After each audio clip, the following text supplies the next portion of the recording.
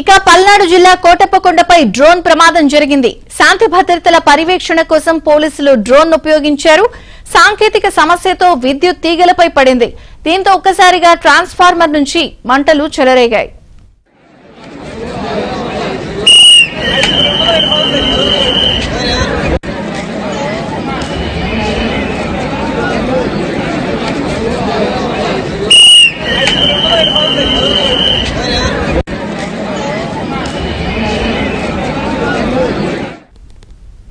పల్నాడు జిల్లా కోటప్పకొండపై డ్రోన్ ప్రమాదం జరిగింది. శాంతి భద్రతల పర్యవేక్షణ కోసం పోలీసులు డ్రోన్ ఉపయోగించారు. అయితే ఈ ప్రమాదానికి సంబంధించి మరింత సమాచారం మా ప్రతినిధి సాంబశివరావు అందిస్తారు. సాంబశివరావు, విజయచంద్రిగా మహాశివరాత్రి వేడుకల్లోని కోటప్పకొండ త్రికోటేశ్వర సన్నిధిలో ఒక ప్రమాదం సంభవించింది. కోటప్పకొండలో శాంతి భద్రతల పర్యవేక్షణ కోసం పల్నాడు జిల్లా పోలీసులు ఉపయోగించిన డ్రోన్ ఒక్కసారిగా తెగిపడి అక్కడున్న విద్యుత్ ట్రాన్స్ఫారం పై పడింది. ఆ ట్రాన్స్ఫారం పై డ్రోన్ పట్టడంతో ఒకసారిగా ట్రాన్స్ఫారం పేలి మంటలు చెలరేగాయి. అయితే ప్రమాద స్థానంలో ప్రజలు తక్కువగా ఉండటంతో కూడా ఎవరికి ప్రాణ నష్టం జరగలేదు. ఆ డ్రోన్ పడిన సమయంలోనే పల్నాడు జిల్లా ఎస్పీ కంచి శ్రీనివాసరావు కూడా ఆ సంఘటనా స్థలంలోనే ఉన్నారు. డ్రోన్లు నాణ్యత లేని డ్రోన్లు, అనుభవం లేని వ్యక్తుల చేత డ్రోన్లు ఎగరేయడంతో కూడా ఈ ప్రమాదం జరిగినట్లు కూడా తెలుస్తుంది. మొత్తంగా కోటప్పకొండలో ఏర్పాట్ల విషయంలో అధికారులు కొంత నిర్లక్ష్యంగానో అలసత్వంగానో ఉన్నారనడానికి ఈ డ్రోన్ ప్రమాదమే కారణము. ఈ డ్రోన్ పడిన సమయంలో కనుక అక్కడ భక్తులు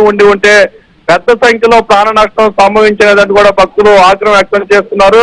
గత కొద్ది రోజులుగా అన్ని రకాల ఏర్పాట్లు చేశాము, భక్తులకు ఎలాంటి ఇబ్బంది లేదని చెప్తున్న పల్నాడు జిల్లా అధికారులు ఈ డ్రోన్ ప్రమాదం కనుక త్రుటిలో వందలాది మంది ప్రాణాపాయం నుంచి కూడా బయటపడినట్టు కూడా తెలుసుకోవచ్చు. ప్రస్తుతానికి ఆ డ్రోన్ చెలరేగిన మంటలను విద్యుత్ శాఖ వారు తక్షణమే విద్యుత్ నిలిపివేసి మంటలను ఆర్పివేసి అక్కడ ఎలాంటి ఇబ్బందికర పరిస్థితులు లేకుండా అయితే చేసిన పరిస్థితి అయితే ఉంది. చంద్రిక,